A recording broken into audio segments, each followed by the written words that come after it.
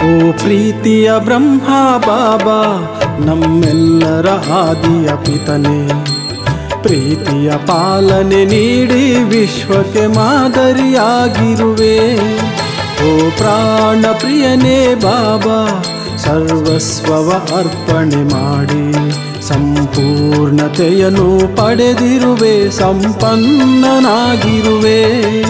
ಓ ಪ್ರೀತಿಯ ಬ್ರಹ್ಮ ಬಾಬಾ ನಮ್ಮೆಲ್ಲರ ಆದಿಯ ಪಿತನೆ, ಪ್ರೀತಿಯ ಪಾಲನೆ ನೀಡಿ ವಿಶ್ವಕ್ಕೆ ಮಾದರಿಯಾಗಿರುವೆ.